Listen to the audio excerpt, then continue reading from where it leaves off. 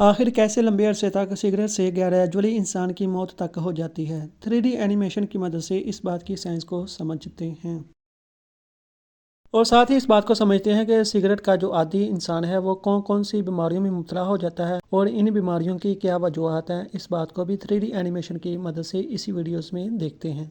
Cigarette smoking is injurious to health, quit smoking, say no to smoking, smoking causes cancer, इस तरह के slogan तो आपको मिलते रहते हैं। तो ये आपकी सेहत को बरकरार रखने के लिए और स्मोकिंग से वार्न करने के लिए होते हैं।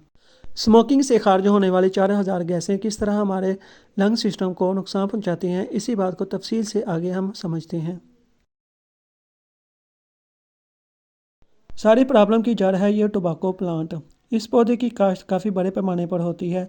इसी पौधे को गलाकर, सुखाकर और सड़ाकर किसी रोलिंग पेपर में डाला जाता है तो इससे सिगरेट का आगे वाला पार्ट तैयार हो जाता है। इस बात को भी समझेंगे कि बैड इम्पैक्ट होने के साथ साथ ये किस तरह इंसान को अपना शिकार बना लेती है, इंसान को अपना आदी बना लेती है। हालांकि इसके नुकसान बहुत हैं, तो क्यों इंसान इसको नहीं छोड़ना चाहता, क्यों इंसान इसको कश ले लेकर इसको अपना स्टाइल मारता रहता है, इस चीज़ को भी आगे समझते हैं।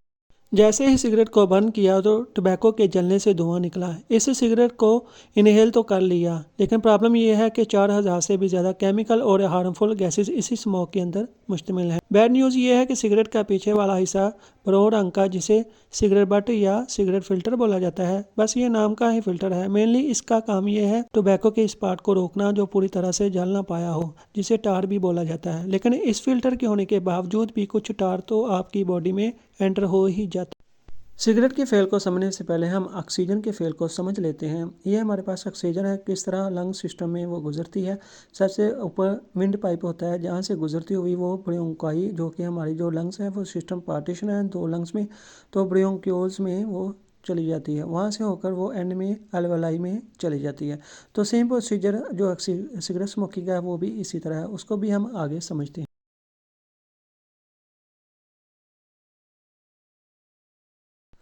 ये ब्लड स्ट्रीम है जो कि एल्वेलाई से अटैच्ड होती है। इसी के रास्ते आप कार्बन डाइऑक्साइड और ऑक्सीजन के तबादले के फेल को भी देख सकते हैं।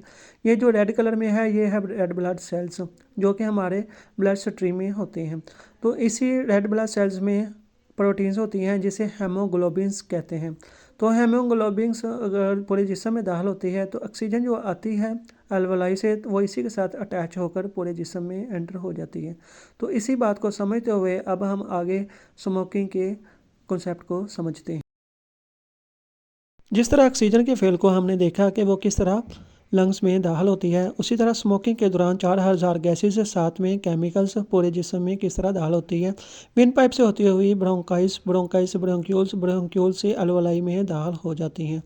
तो वहाँ से ये हेमोग्लोबिन के साथ बाइंड होकर पूरे जिस्म में फैल जाती हैं। जिस तरह हमने ऑक्सीजन के फेल को समझा, सेम स्मोकिंग के अमल में ये जो गैसेस हैं और केमिकल्स दाखिल हो जाते हैं। इनमें से जो मोस्ट डेंजरस है वो कार्बन मोनोऑक्साइड और साथ में है निकोटीन।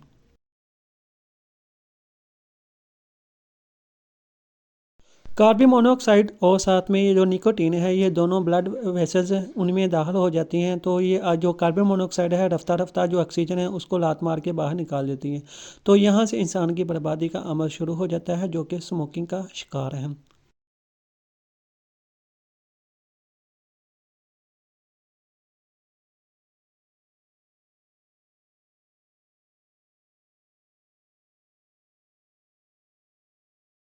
यही गैसेस और केमिकल्स इंसान के जिस्म में ब्लड वेसल्स के थ्रू दाखिल होते हैं तो इंसान में जो ख़तरात हैं वो बढ़ जाते हैं। एक जो स्मोकर होता है उसके जो डिजीज़ होती हैं वो ज़्यादा डेंजरस होती हैं बानिस्बत आम इंसान के।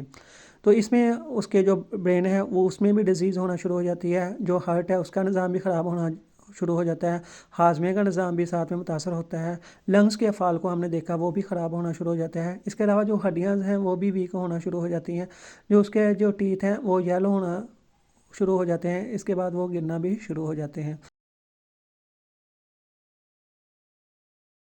जो निकोटीन होता है वो दिमाग में सबसे पहले उसको नुकसान करता है। दिमाग का जो निकोटेनिक रिसेप्टर होता है वो उसको कबूल कर लेता है, तो इसलिए इंसान को इसकी लत भी लग जाती है, उसका ब्रेन आहिस्ता आहिस्ता कमज़ोर होना शुरू हो जाता है। एक स्मोकर इंसान के अंदर केमिकल्स और गैसेस तकरीबन 4000 से भी ज़्यादा हो सकते हैं, वो जो इतने डेंजरस होते हैं कि इंसान के किसी न किसी अज़ू को वक्त ब वक्त ख़राब करना शुरू कर देते हैं, जिसमें आप ब्रेन भी कह सकते हैं, हार्ट भी कह सकते हैं, लंग सिस्टम भी कह सकते हैं।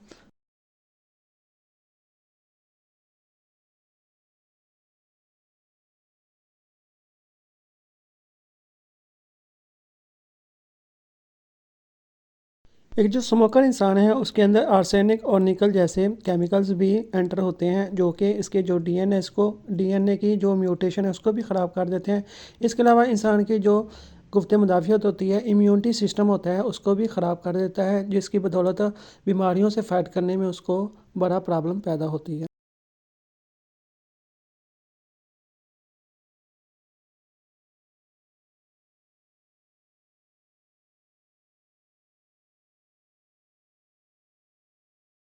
पीछे जो हमने देखा कि ब्लड वेसल्स में ये जो गैसेस हैं, केमिकल्स, ये सब कुछ एंटर हो रहे होते हैं, लेकिन एक स्टेज आती है जब चेन स्मोकर इसको यूज़ करता रहता है स्मोकिंग को, तो छोड़ने के पे नहीं आता, तो क्या नतीजा निकलता है, उसकी जो वेसल्स होती हैं, उसकी जो वेन्स होती हैं, वो ब्लॉकिंग होना शुरू हो जाती हैं, जिसे आप आम ज़बान में खून का जमना भी कह सकते हैं। तो ये ब्लॉकिंग होनी शुरू हो जाती है। At the end of the day वो ये सब कुछ इंसान की बर्बादी का टाइम शुरू हो।